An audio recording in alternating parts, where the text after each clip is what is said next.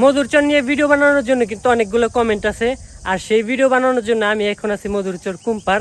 এখান থেকে আমি আমার ভিডিও শুরু করুম। আর তার আগে একটা কথা বইলে নেই, আমি মধুরচরের ভিডিও এক ভিডিওতে আমি কাভার করুম না, আর কাভার করতে পারবো না, কারণ গ্রামটা অনেক বড়, এদিকে ওদিকে অনেকগুলো সাইড আছে। তো এই ভিডিওতে যদি 10টা শেয়ার হয় তাইলে পারে আমি দ্বিতীয় পার্ট আপলোড করুম। আর এখন আমি এক পার্টে আপলোড করতেছি।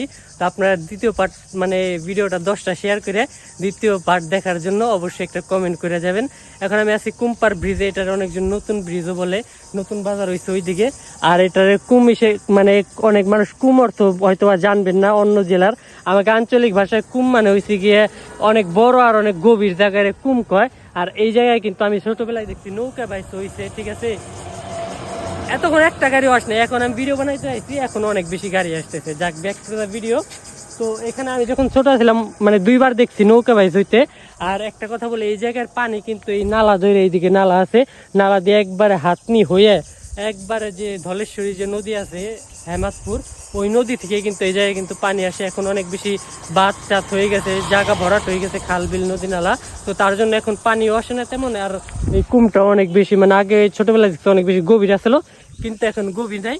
তো এখান থেকে আমার ভিডিও শুরু করতেছি। ভিডিওটা যদি ভালো লাগে অবশ্যই আপনার আশেপাশে বন্ধু বান্ধবদের কাছে শেয়ার করে দিবেন। আর সবাইকে অনেক অনেক ধন্যবাদ কমেন্ট করার জন্য। চলেন শুরু করা যাক আজকের ভিডিও মধুরচর গ্রাম নিয়ে।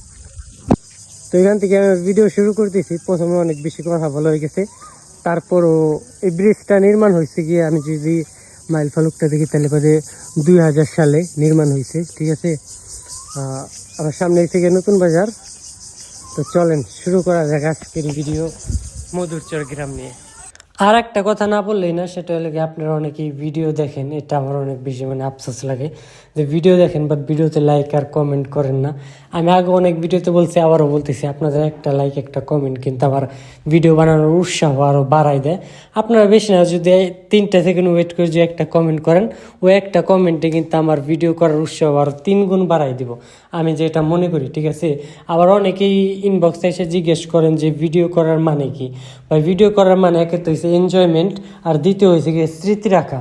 আমি আগে একটা ভিডিওতে বলছিলাম, আবার এই ভিডিওতে বলে দিই, হয়তো বা আজকে থেকে 10 বছর আগে এই গ্রামগুলো এরকম আসছিল না, আর এখন যেরকম আছে আজকে থেকে 10 বছর পরে ঠিক তা ওই রকম থাকবো না। একটা স্মৃতি ভাই। আজকে যারা নাকি আমার এলাকার বিদেশ আছে বা অন্য অন্য এলাকার বিদেশ আছে, আমার ভিডিও দেখে কিন্তু তারা কিন্তু অনেক বেশি মানে আনন্দিত, তাদের কমেন্ট আমি পড়ে যেটুকু মনে হয়, ঠিক আছে। আমার ভিডিও দেখে তারা অনেক বেশি মানে ওইটা ফিল করতে পারে যে না আমার গ্রামটা কেমন দেখতে হয়েছে। এখন ভিডিও কল হয়তো বা বাসার মানুষের সাথে কথা বলতে পারে, বাট পুরো গ্রামটা আর দেখা নেই, তো আমার ভিডিওর মাধ্যমে তারা দেখতে পারতেছে তাদের গ্রামটা। তো এটা আমি অনেক খুশি মনে করি, তাদেরকে আমি হয়তো বা কিছু মুহূর্তের জন্য হইলে পাতো একটু মানে খুশি দিতে পারতেছি বিদেশের মাটিতে, আমিও যেহেতু প্রবাসে আসছিলাম। তো আজকের ভিডিও পর্যন্ত কি, আর একটা মানে নেক্সট পার্টের জন্য আপনারা অবশ্যই ভিডিওটা শেয়ার করে দিবেন। সবাই ভালো থাকেন, ভালো রাখেন আপনার চারপাশ। দেখা হবে নতুন কোনো ভিডিওতে। সবাইকে অনেক অনেক ধন্যবাদ। আল্লাহ হাফেজ।